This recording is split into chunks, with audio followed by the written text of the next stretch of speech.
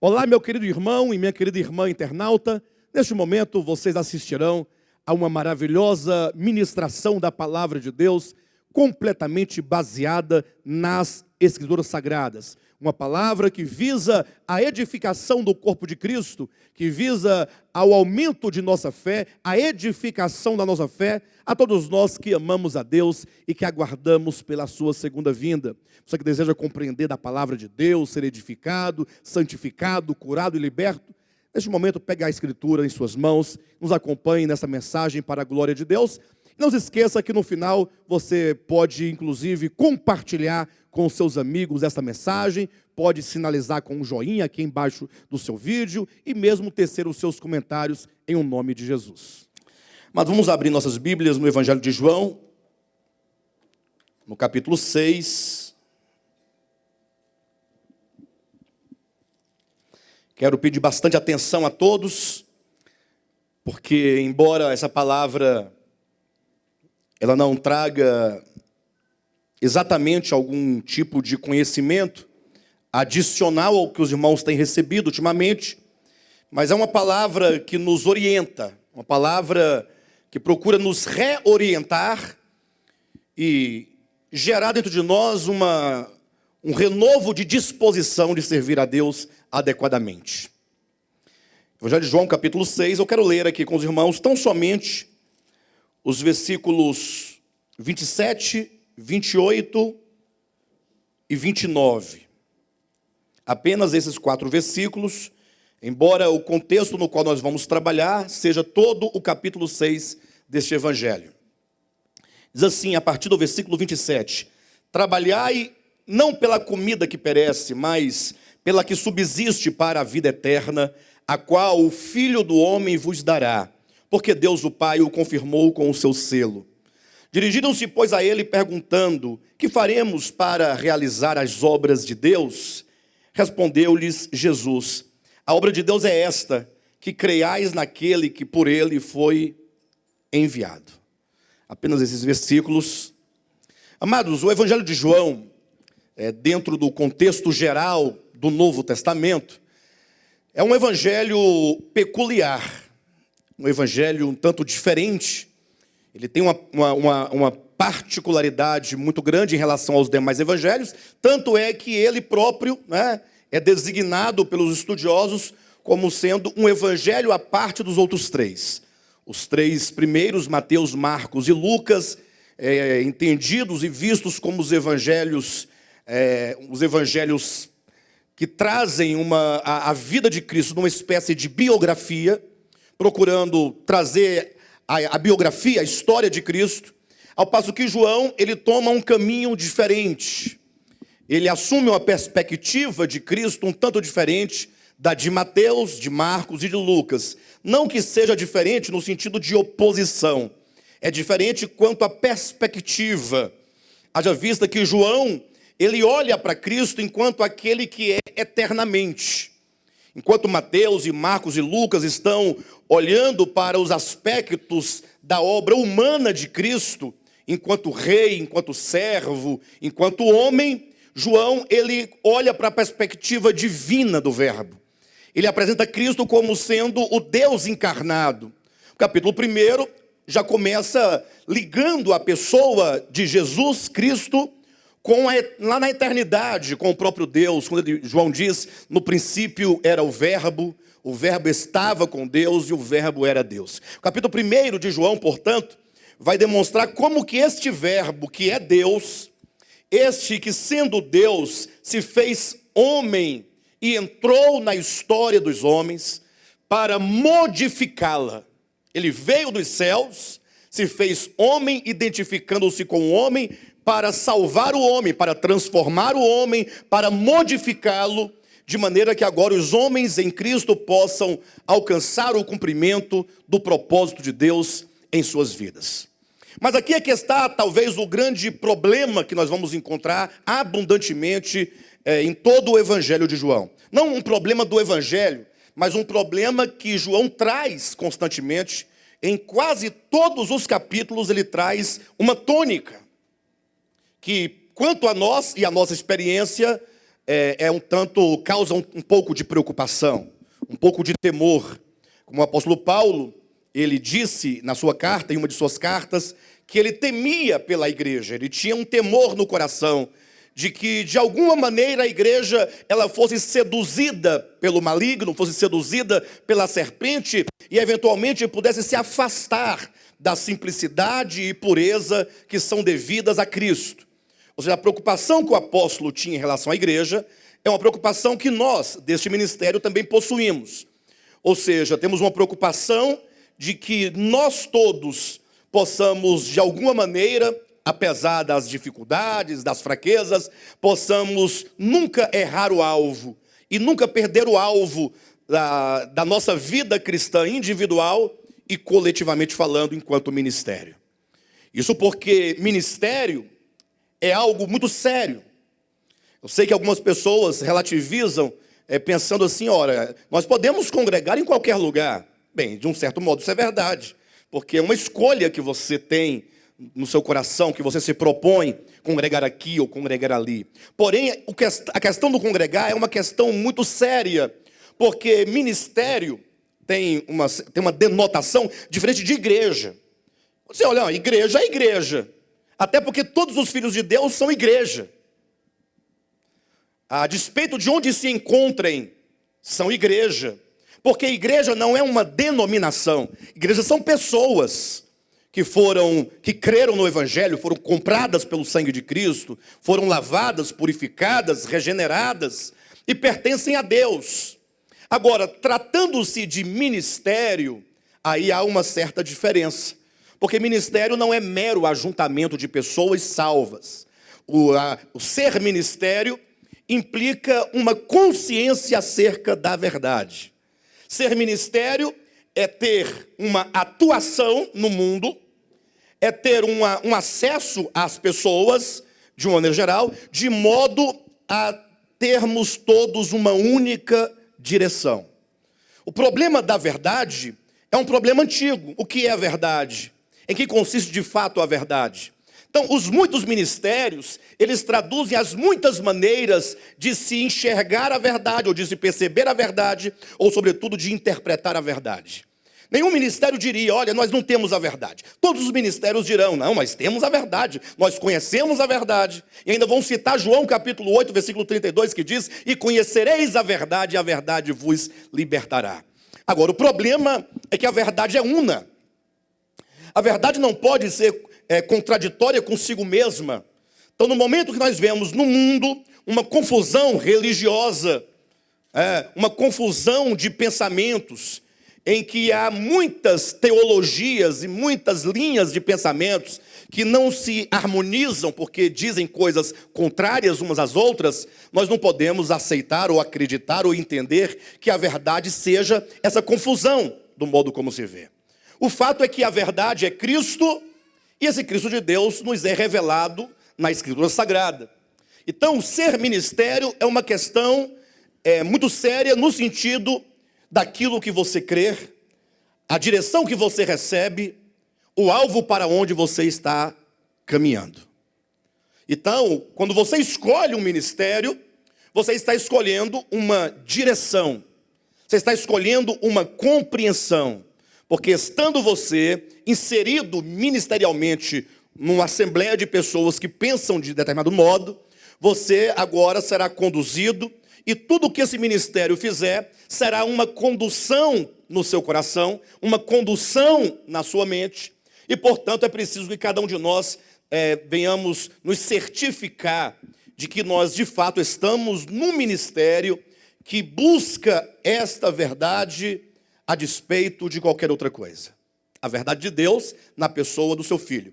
E quando eu digo que isso chega a ser um problema no Evangelho de João, e também um problema que deve nos trazer a preocupação, é porque, imaginem vocês que quando esse verbo de Deus, o Cristo de Deus, entrou no mundo, e nós temos tanto o testemunho do Antigo quanto do Novo Testamento, que é o próprio Deus que veio à Terra, e ele fez uma intervenção pessoal.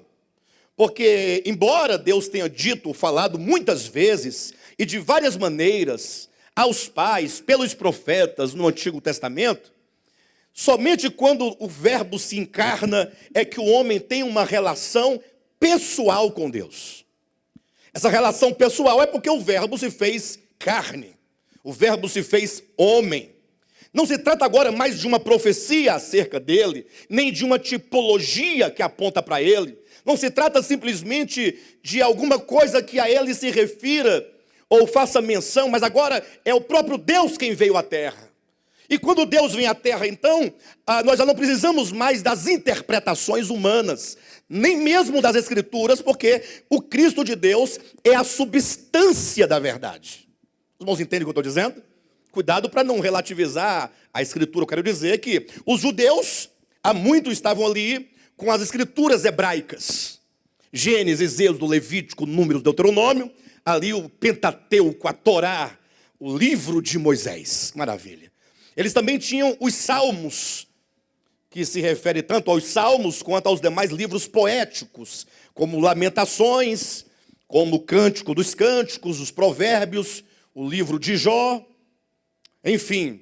E eles tinham também os livros históricos, que tratava da história dos hebreus de uma maneira geral, que é o livro dos reis, o livro das crônicas, o livro de Samuel e todos os demais livros que eles tinham. E eles tinham também ali, não somente o templo em Jerusalém, mas eles tinham muitas sinagogas espalhadas em vários lugares. Em cada sinagoga havia o chefe da sinagoga, que era geralmente um ancião, um homem sábio, doutrinado, conhecedor das escrituras sagradas hebraicas. Além desses, havia os sacerdotes no templo, os sumos sacerdotes, os líderes, os mestres, os doutores. Então, se havia de fato uma religião sobre a terra que estava muito bem construída, e bem elaborada, e bem fundamentada, era o judaísmo.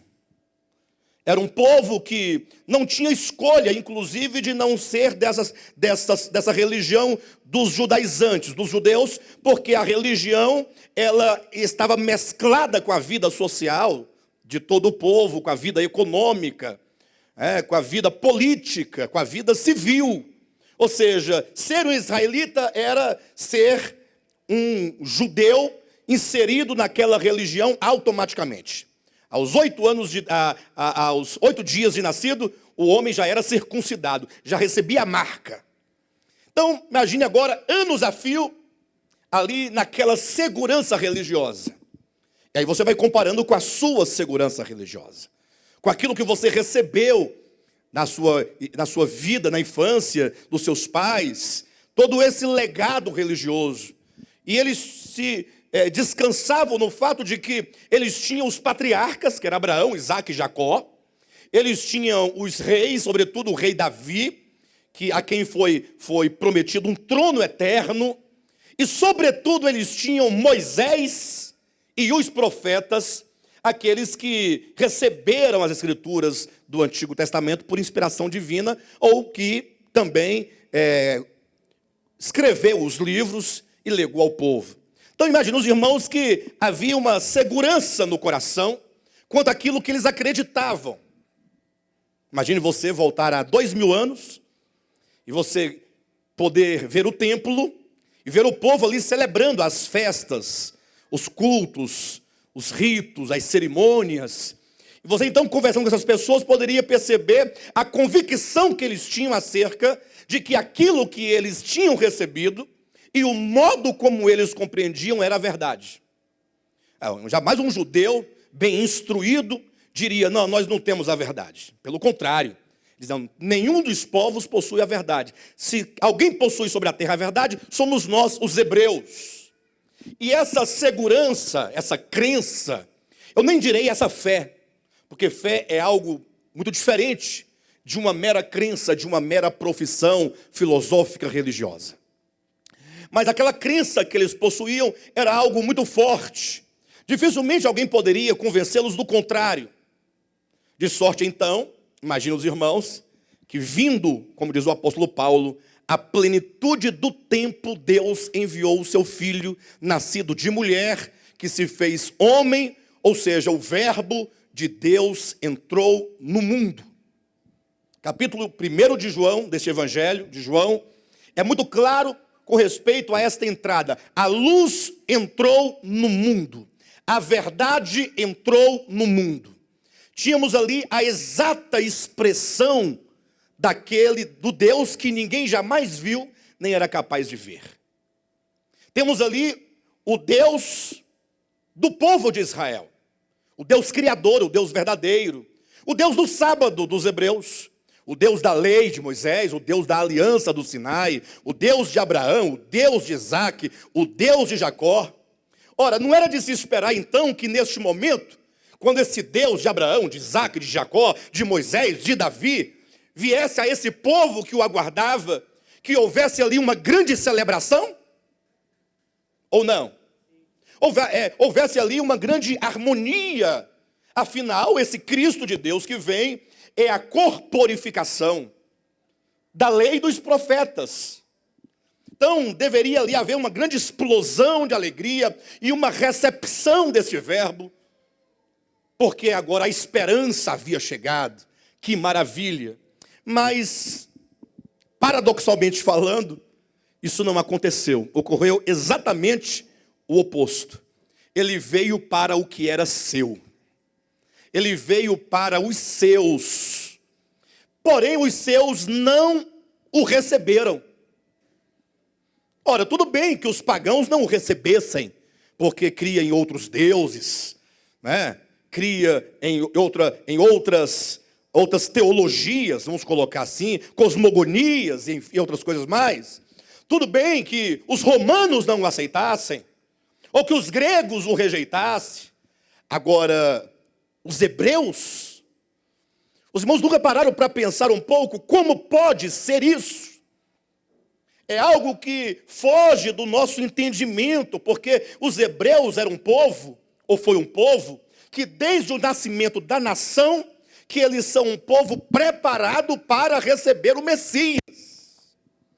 Agora que o Messias chega, diz a Escritura, eles não o conheceram. Ora, mas eles conheciam bem a Torá. Conheciam muito bem os profetas. O problema é que agora a pessoa do verbo, essa pessoa encarnada, este homem, o seu andar, o seu viver, o seu falar, não encontra sintonia com o pensamento vigente, religioso, teológico dos hebreus. Você algum dia já parou para pensar e se perguntar, ora, por que isso? E o problema que João vai colocar aqui na sua epístola é que a partir desse momento que o verbo entra no mundo, começa um conflito que só vai acabar, referindo-se à humanidade de Cristo, somente por ocasião da sua morte. Ou seja, quando a luz entra no mundo, as trevas lhe fazem logo oposição. Quando eu falo as trevas, não estou me referindo ao diabo, enquanto Satanás, com garfo e com a turma de demônios, e com os pagãos, não, eu me refiro ao povo de Deus. Que maravilha, hein? O povo de Deus, escolhido, separado, rebento de Abraão, de Isaac, de Jacó, a linhagem santa, correta. E agora então a oposição está feita. Jesus entrará em conflito diariamente com o seu próprio povo. E, em certo termo, com a sua própria igreja. Entenda o sentido que eu quero dizer. Com aqueles que deveriam recebê-lo. Mas por que então houve essa situação? Alguém poderia teologicamente responder, não, pastor, está lá claramente em Romanos capítulo 11, que Deus cegou o entendimento deles para que a salvação fosse para os gentios, e depois vai dar tudo certo no final das contas.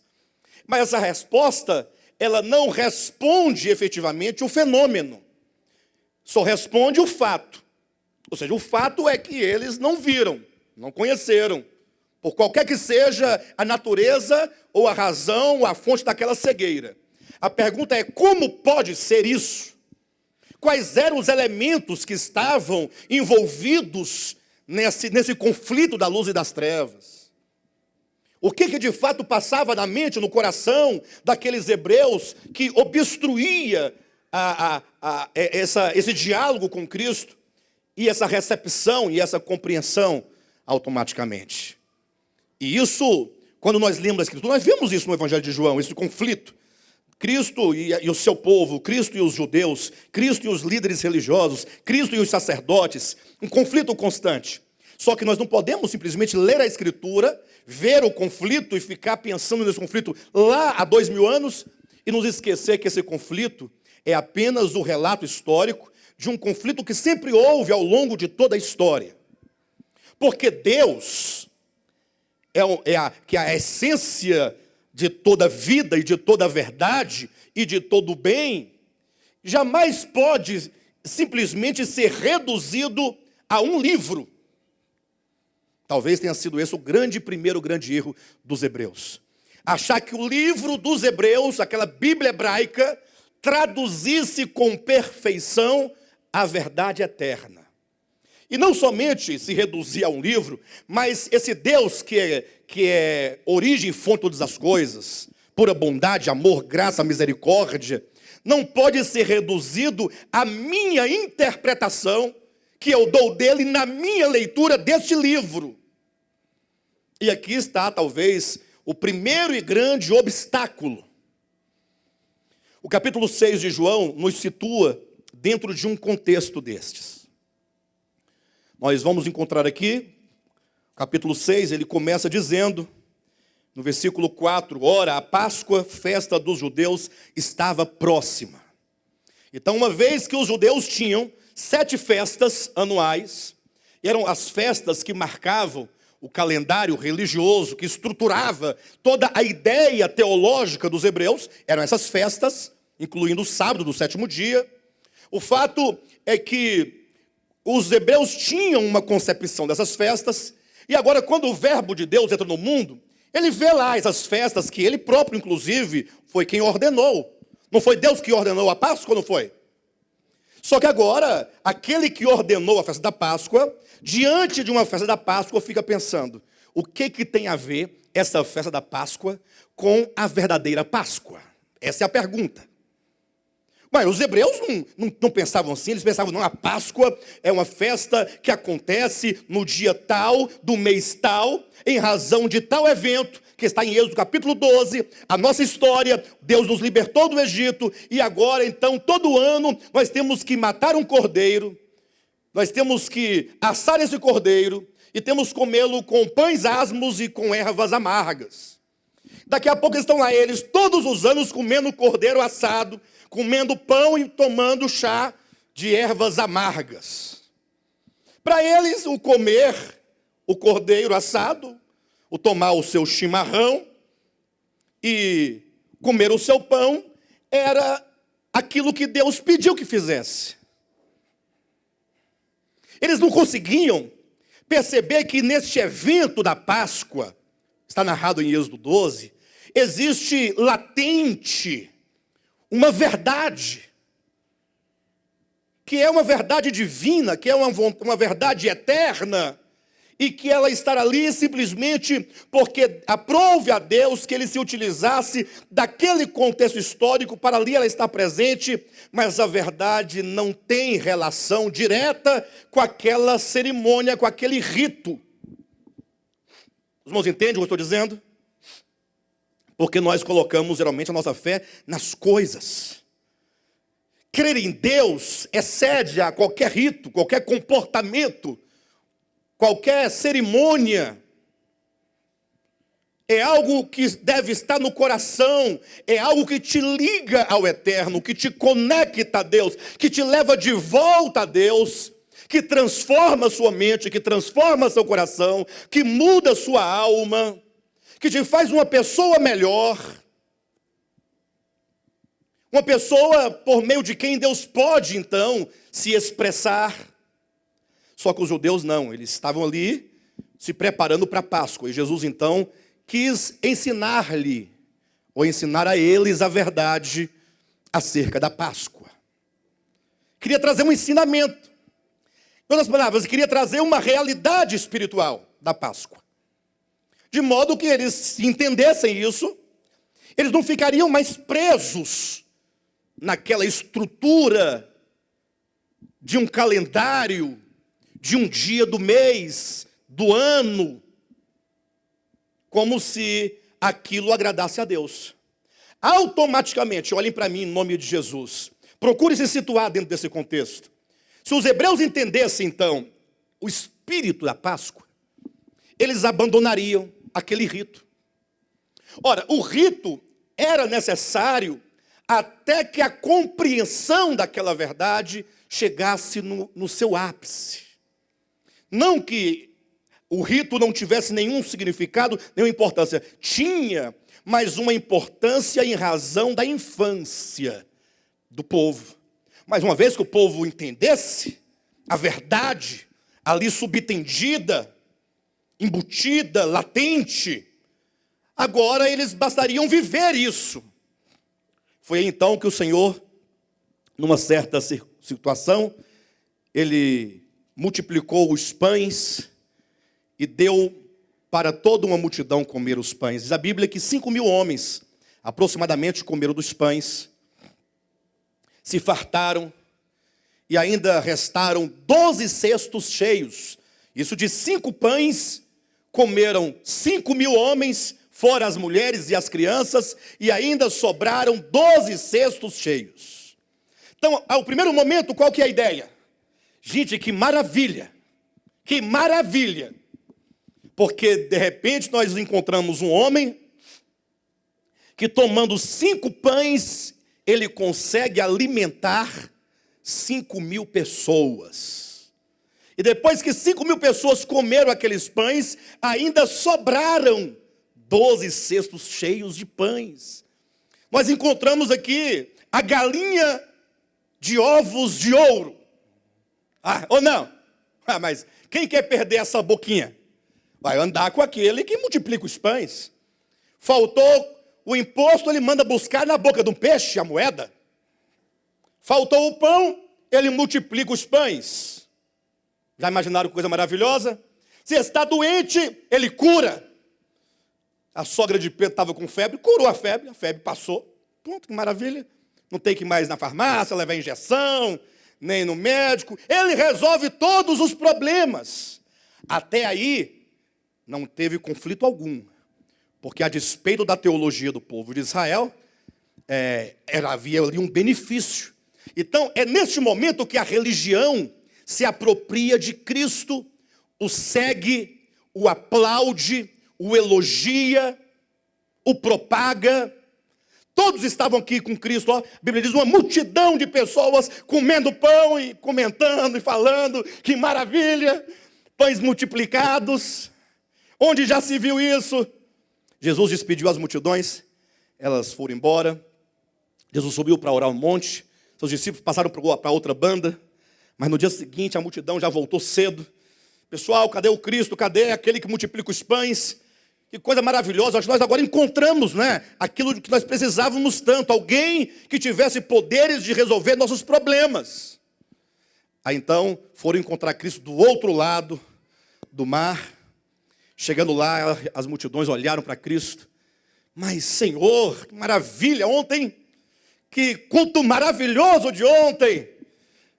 Encerrou com a multiplicação dos pães. Eles não se lembravam das palavras que Cristo havia pregado para eles. Lembravam apenas dos pães. E Cristo, conhecendo o coração, disse: olha, vocês me procuram por causa do pão que perece. Ou seja, vocês estão em busca de algum benefício material. Não que Deus não possa nos dar o benefício material. Não é isso. O problema é o que nos motiva a buscá-lo. Aí Cristo então vai trazer agora uma verdade que eles desconheciam, para a qual eles não atentavam, e que nós muitas vezes também não atentamos, embora estejamos há 2000 anos do episódio, tenhamos a Escritura em nossas mãos, neotestamentárias, e somos instruídos aqui nesse ministério acerca disso, mas nós também não percebemos muito. Cristo diz: olha, vocês me procuram pelo pão que perece, porém vocês deveriam trabalhar pelo pão que não perece. Pelo contrário, Deveriam vocês trabalharem pelo pão eterno, pelo pão da vida, porque quem comer deste pão da vida viverá eternamente. Enquanto os homens estão preocupados com a subsistência do seu efêmera vida neste dia, porque o que é o pão de cada dia, senão o sustento da minha vida hoje? Porque amanhã precisarei do pão para o sustento da minha vida, no caso hoje. Amanhã, que será hoje, precisarei do pão para manter a minha vida hoje. Deus em Cristo está preocupado com aquilo que é eterno. O pão que dá vida eterna ao homem. O homem é escravo do seu presente. Ele não se lembra, ele não pensa nas coisas eternas de Deus. Mas quando Jesus falou assim, olha, vocês devem trabalhar pelo pão que não perece, que dá vida eterna. Aí o povo se animou. Opa, tem um pão melhor do que o pão de ontem. Ó, se o pão de ontem foi bom, o de hoje vai ser melhor. Senhor, o que nós devemos fazer então? Versículo 28 diz, o que nós devemos então fazer para realizarmos a obra de Deus? O que deve ser feito? E esse pão aí, tem jeito de sair esse pão melhor, esse pão superior, esse pão eterno, que dá vida eterna? Aí Cristo começa a dizer algumas palavras que vão entristecendo a alma desses pobres judeus, servos de Deus. Estava tudo bem até Cristo dizer, pessoal, olhem para mim, eu sou o pão da vida. Ah, Jesus, falando coisa séria, ele veio com brincadeira.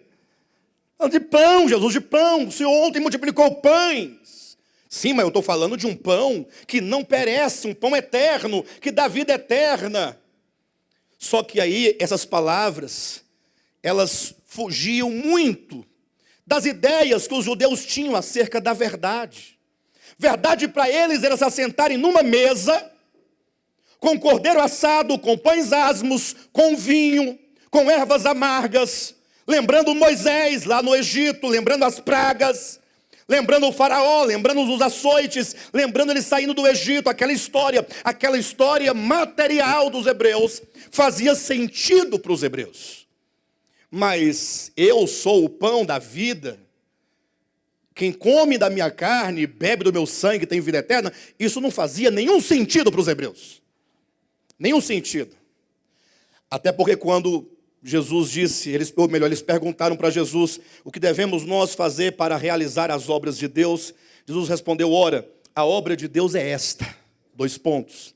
É a hora que a pessoa fica na expectativa, ele vai responder.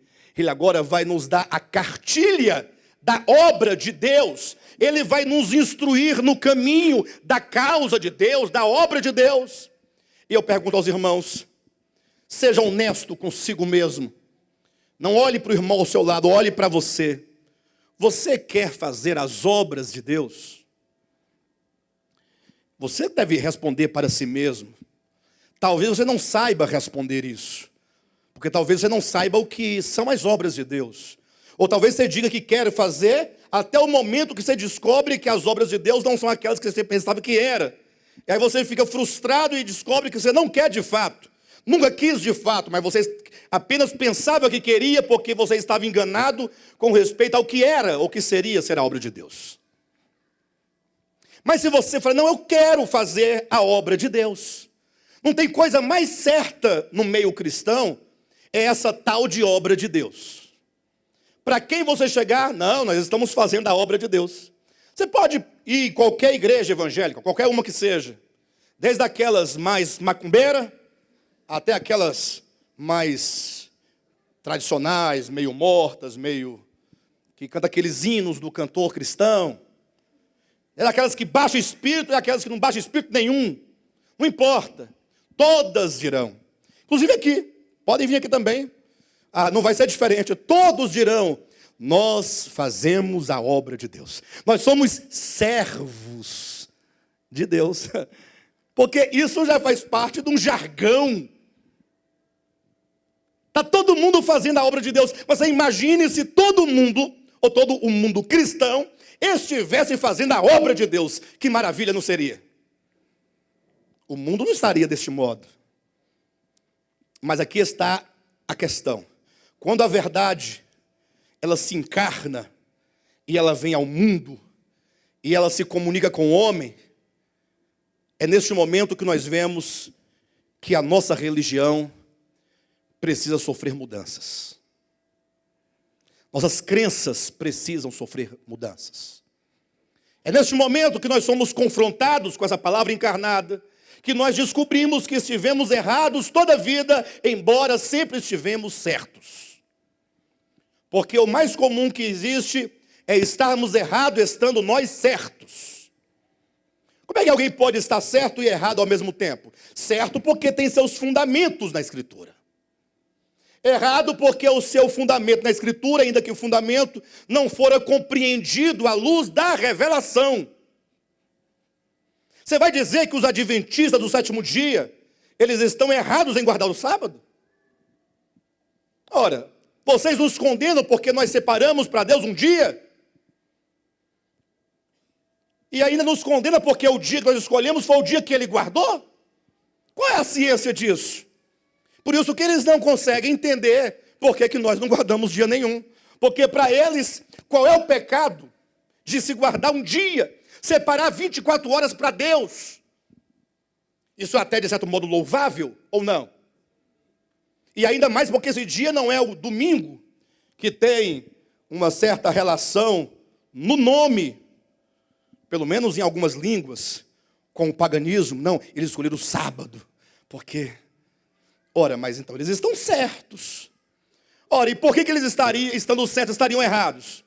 Ora, porque eles não compreenderam que para Deus um dia de 24 horas, e não importa qual seja o nome desse dia, até porque os homens já não têm mais a sequência dos dias. Os homens não têm a sequência. Se ele fez primeiro dia, segundo dia, terceiro dia, quarto dia, quinto dia, sexto dia, sétimo dia, volta para o primeiro, segundo, terceiro, a cada 7, um novo ciclo de 7, há muito que o homem perdeu esse ciclo, essa ordem. Hoje pode ser uma quinta-feira e nós chamamos de domingo. Porque há vários calendários. Os próprios hebreus perderam a noção do dia. Quer a prova? Eles estavam lá no Egito, no dia que Deus os libertou, disse: hoje, qual dia da semana? Não interessa. Será para vocês o primeiro dia. Então alterou. Aquele dia que podia ser o terceiro, o quarto, o quinto, no caso, agora se torna o primeiro. Começa uma nova contagem. Primeiro, segundo, terceiro, quarto, quinto, sexto, sétimo, uma nova contagem, um novo calendário. Então, estando certos por se apropriarem dogmaticamente de uma doutrina que está dentro das Escrituras, uma verdade teológica, uma verdade rudimentar, mas uma verdade, eles deixam de entender a essência orgânica daquela verdade. Não são 20 para o meio-dia? É isso? Estava achando que era 20 para as 11. Verdade. Por isso que eu estou aqui estendendo o discurso para ver se eu chego pelo menos até meio-dia. Eu ainda vou entrar nos tópicos ainda, irmãos. Eu vou entrar ainda. É um calor, né? Bem, de todo modo, os hebreus, eles não viam sentido algum. Quando Cristo falou acerca de si mesmo, eu sou o pão da vida, e a obra de Deus que vocês devem fazer é que vocês creiam em mim. Está aqui no versículo 28 ou 29. Respondeu-lhe Jesus: a obra de Deus é esta, que creiais naquele que por ele foi enviado. Então, em que consiste a obra de Deus? Que creiais em quê? Em nome de Jesus. Vai lá, desentrava a mente, vamos lá. Qual que é a obra de Deus? Que creiais. Olha para o seu irmão, está ao seu lado e diga assim: a obra de Deus é que você creia em Moisés. Não? Em Josué, Abacuque, Baruque. Baruque não tem na sua Bíblia, mas dos católicos tem Baruque. Tem um Baruque. Baruque, ele foi um escriba, né? Um escriba de Jeremias, salvo engano. Bem, mas por todos os efeitos, está aí, ó. A obra de Deus é esta. Quantos quiserem fazer a obra de Deus, atenção, Quantos quiserem fazer a obra de Deus, atentem para o que Cristo está dizendo. A obra de Deus é que vocês creiam em mim. Quando você crer em Cristo, você está fazendo a obra de Deus. O que significa que a fé, o crer em Cristo, não é um ato estático na sua experiência. No dia que você levantou as mãos e disse, eu aceito Jesus. Não. O crer em Cristo deve ser algo dinâmico, deve ser algo continuado, deve ser uma experiência diária de vida no coração. E aí nós nos deparamos com um conceito de fé que é completamente diferente de qualquer conceito de religião.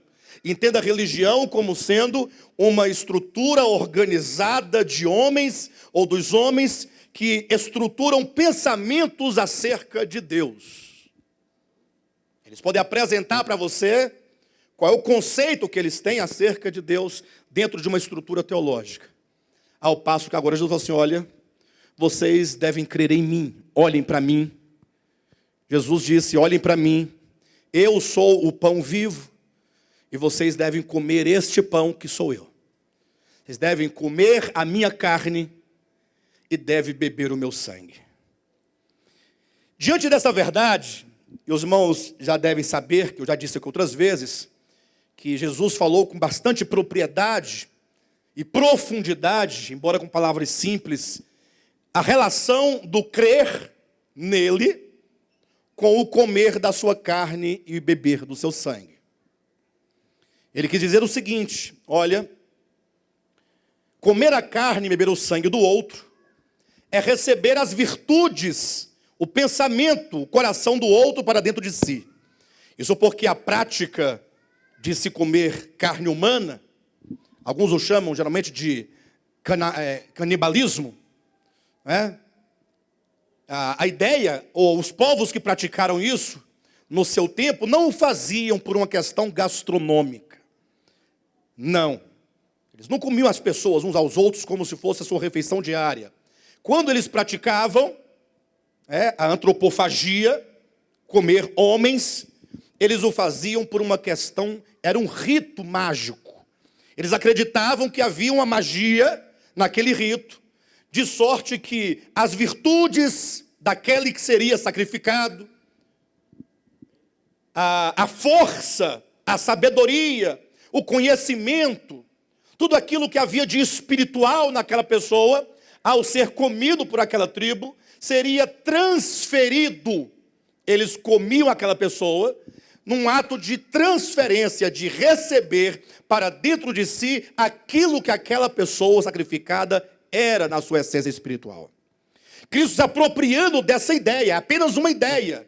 Ele diz, olha, vocês deverão comer a minha carne e beber o meu sangue. Ou seja, fazer a obra de Deus é crer em mim, e crer em mim é receber as minhas virtudes, a minha mente, o meu coração, os meus ideais, a minha força, as minhas virtudes para dentro de você.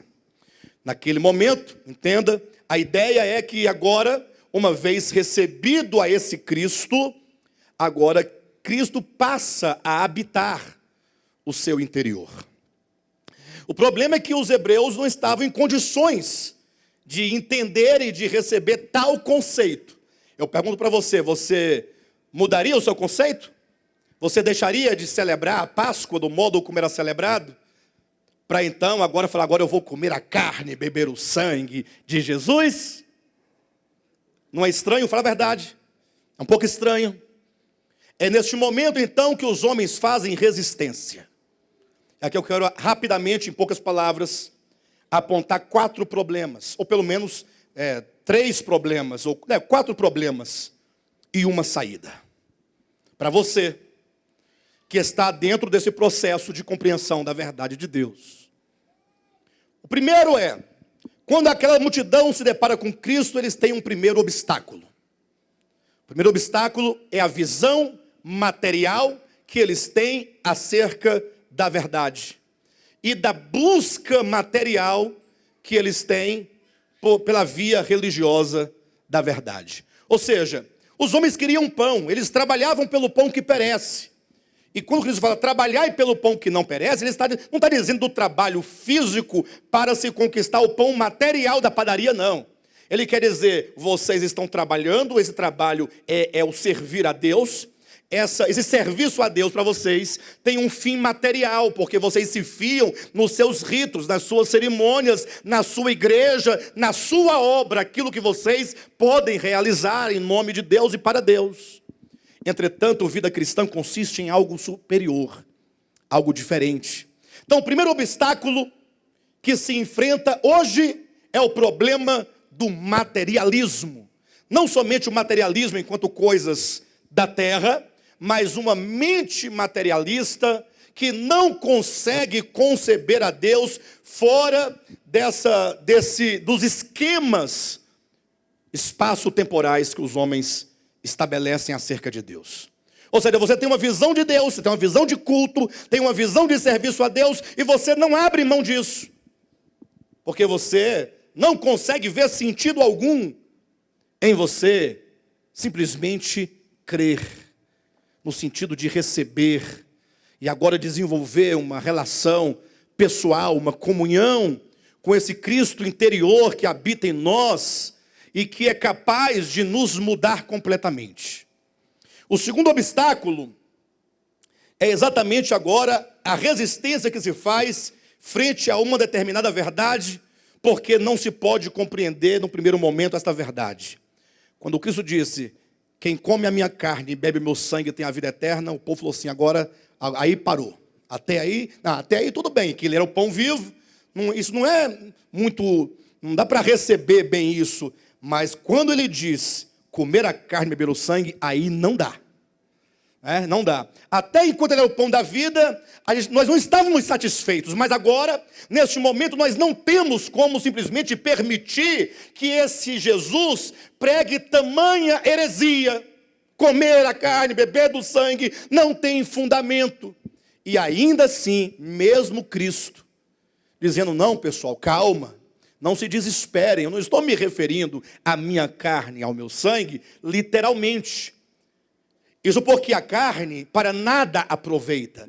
Eu estou me referindo às minhas palavras, que são espírito e são vida.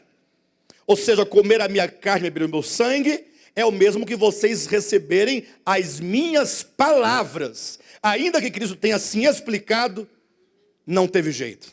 Diz a Bíblia que naquele momento, as multidões, no plural, as multidões, provavelmente eram grupos de pessoas que vinham de direções diferentes, portanto, as multidões ali reunidas, ao ouvirem isso, sabe o que eles fizeram? Disseram, duro é este discurso, não dá para ouvir, não dá para ouvir. E simplesmente eles abandonaram a Cristo. Abandonaram, diz a Escritura, e já não andavam mais com ele. Até mesmo o pão multiplicado, eles abriram mão do pão multiplicado. Não vale a pena. Chega uma hora que você descobre que até aquele momento Jesus foi muito bem, mas de repente traz uma ideia complicada, e aí eles abandonaram a Cristo, e já não andavam mais com ele. Ficou apenas Jesus e os 12 discípulos. Jesus perguntou para os 12 discípulos, e vocês? Não querem também se retirar? Não querem abandonar também? Em outras palavras, ele queria dizer duas coisas. Primeiro, vocês poderão também, se quiserem, sair. É uma questão da mente, da consciência, do coração.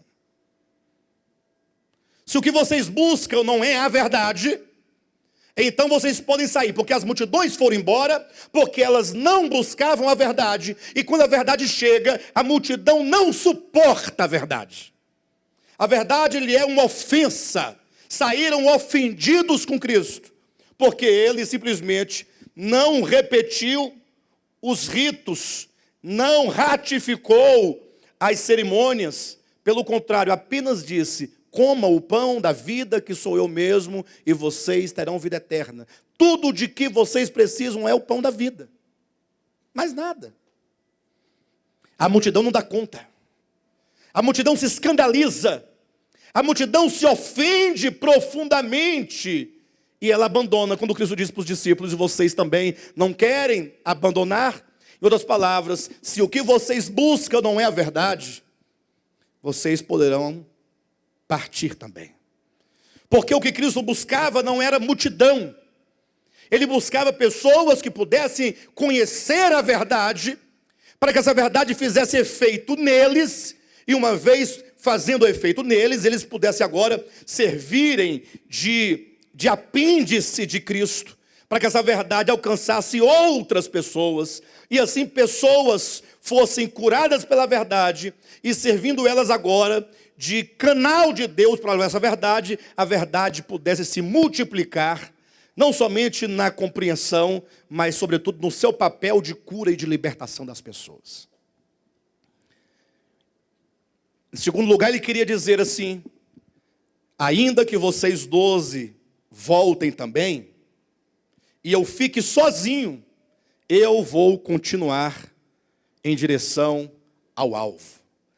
Jesus estava dizendo: eu estou disposto a continuar sozinho. Isso significa que a verdade no coração de Jesus Cristo era uma verdade tão clara, ele estava tão claro acerca daquilo, e de quem quer que tenha tal verdade no coração. Se você tiver no coração essa verdade, se você conseguiu enxergar a verdade, tocar a verdade, o fato é que todos podem desistir. Mas quem conheceu a verdade, ainda que fique só, ele não desiste. Porque ele vê, porque ele sabe. Porque não é questão de Maria vai com as outras, não é questão de andar na cabeça ou pela cabeça das pessoas, não é questão de conveniência social, é questão que define sua vida. A verdade define as nossas vidas. Vocês 12 também não querem ir embora? Foi o momento que Pedro disse: olha, Senhor, é até constrangedor o Senhor falar isso para a gente ficou constrangido, porque parece que o Senhor não acredita na gente. Eu sei que nós somos fracos, Senhor, mas me responda, para onde é que nós iremos? Pedro, neste momento, ele podia não conhecer a verdade ainda, mas o fato é que ele sabia onde estava a verdade. Quando ele diz, para quem iremos, ele quer dizer, tu tens as palavras, e se eu ainda não as compreendi plenamente, eu sei que está em ti, e portanto não podemos deixá-lo. Então, o Senhor tem as palavras da vida eterna. E ficaram ali, aí Cristo olhou, e falou, de fato, esses aqui, eles amam a verdade, querem a verdade. Jesus falou, só tem mais um problema. O problema é que, embora as multidões tenham ido embora, e embora vocês sejam em número de 12, os que ficaram, o fato é que sempre tem um que fica que é diabo. Não, está no texto bíblico. Não, peraí. João, capítulo 6, pega aí. Versículo 70. Replicou-lhe Jesus, não vos escolhi eu em número de 12, contudo um de vós é diabo, um de vós é acusador, um de vós está aqui, não vai se retirar, vai permanecer para criar dificuldades. Bem, está aqui, ó. Eu não escrevi isso na minha Bíblia, você já viu na sua? Está aí desde sempre. Então, os homens se classificam nessas categorias. Os que se ofendem por não resistirem à verdade, por não darem conta da verdade, por não se darem a chance de serem alcançados pela verdade, por não terem como compromisso a verdade, ou por não desejarem pela verdade, porque tem outros objetivos, tem uma mente material, tem uma busca material, ou querem uma religião material. Outros permanecem, sabendo, Senhor, eu sei que nós ainda não temos a plena compreensão da verdade, mas o Senhor tem as palavras de vida eterna. Nós vamos ficar aqui com o Senhor. Eu sei que eu ainda, Pedro, vou te negar, mas essa minha queda vai ser um motivo e uma razão para eu ficar mais forte depois que eu me levantar. Eu sei que Tomé também vai duvidar num dado momento do Senhor, mas ele vai permanecer, porque ele vai ser fortalecido na sua fé. Eu sei que Mateus, ele foi um grande cobrador de impostos, talvez, tem o coração cheio de usura ainda, tem alguns problemas relacionados a questões financeiras, mas ele vai permanecer e o Senhor vai tratar com ele e as palavras de vida eterna vai transformá-lo. Cada um dos apóstolos, dos discípulos ali, tinha um problema. Cada um tinha um problema. João, o discípulo do amor, assim conhecido, ou se referido posteriormente com esse nome, mas ele e o seu irmão Tiago, eles eram chamados, para vocês terem uma ideia, de filhos do trovão. Pensa numa brabura que eram aqueles homens, aqueles dois homens. Não é um tipo de um Ricardo, assim, mais ou menos. Deixa eu ver quem mais aqui. Mais ou menos, Ricardo. Não é? Você está bem melhor que eles. Brincadeira. Mas os irmãos entendem isso? Só que por permanecerem ali, junto à fonte das palavras de vida eterna, eles seriam e foram transformados. Todos eles. Embora não tivessem essa verdade já interiorizada, concebida e compreendida, mas ele sabia, tu tens as palavras, ele sabia onde buscar, onde permanecer, por que permanecer com Cristo. Eu me refiro ao ministério de Cristo. Porém, Jesus falou assim, o fato é que tem um, e este um é diabo. Diabo quer dizer acusador. Acusador. Aquele que ficaria ali com Cristo no seu ministério, até o momento em que ele pudesse dar o golpe final e fatal, que foi o beijo. E o diabo tem ele tem essa natureza e ele tem essa metodologia. O diabo permanece com você beijando. Assim que era Judas. Judas andava com a bolsinha do lado do dinheiro das ofertas que se recolhiam das multidões, ou que seja de algumas pessoas que mantinham o ministério de Cristo, sempre ali do lado de Cristo. Quem olhasse para Judas falava, rapaz, mas esse aí é o braço direito, você vê que ele está sempre do lado, segurando a bolsa, resolvendo os problemas, mas era diabo, esperando o momento, quando todos pensavam, acredito que se os apóstolos fugirem, Judas não, esse é bom, esse é o cabra bom, aí então ele vai e beija o Messias, o trai com um beijo. Então o diabo tem essa característica, trair com beijos, te abraça, sorri para você, é seu irmão, é seu amigo, é seu companheiro, até o momento de ele te vender por 30 moedas de prata. Um coração fingido, mau, perverso, dissimulador. E por incrível que pareça, a gente ouvindo isso ou falando isso, fica, meu Deus, mas será que essas coisas existem? Existe esse tipo de gente? Pior, que existe. E quando então eu leio esse texto, eu fico profundamente conformado. Me conformo, de certo modo, em saber que com Cristo foi assim, e portanto comigo e com todas as pessoas não pode ser diferente. Então não é um atraso de vida ter um diabo no ministério. É uma necessidade para que nós possamos nos manter firmes. Sabemos que estamos no meio de diabo. Porém, sabendo, nós vamos continuar. E no final vamos dizer, amigo, por que vieste? Bem, mas com essa mensagem eu quero encorajar os irmãos a que nós sejamos um remanescente de pessoas que falam, Senhor, nós queremos a Ti, queremos a Cristo. Nós não queremos nenhuma outra coisa que não seja o próprio Senhor. Que esse ministério seja conhecido e reconhecido como um ministério formado por pessoas que amam a Cristo acima de qualquer coisa. E que nada além de Cristo pode nos saciar. E que a nossa busca não é outra coisa senão este pão da vida, esse pão que sacia a nossa sede. Tá bom, amados? Deus abençoe vocês todos. Vamos permanecer firmes em Cristo. Muito bem, queridos, vocês acabaram de assistir a esta ministração maravilhosa. Eu tenho certeza que ela tocou o seu coração, que ela de fato lhe ajudou na sua fé, porque essas mensagens visam de fato a edificação do corpo de Cristo. Por isso eu quero te convidar neste momento a que você compartilhe com outros esta mensagem, compartilhe no Facebook, nas redes sociais, teça aqui embaixo os seus comentários, para que essa palavra se multiplique e se propague para tantas outras pessoas que ainda não a ouviram e não a conhecem. Inclusive, eu quero estender aqui o meu convite para você que mora aqui no Distrito Federal, para estar conosco em uma de nossas reuniões aqui na QI 4, lote 23, em Taguatinga Norte.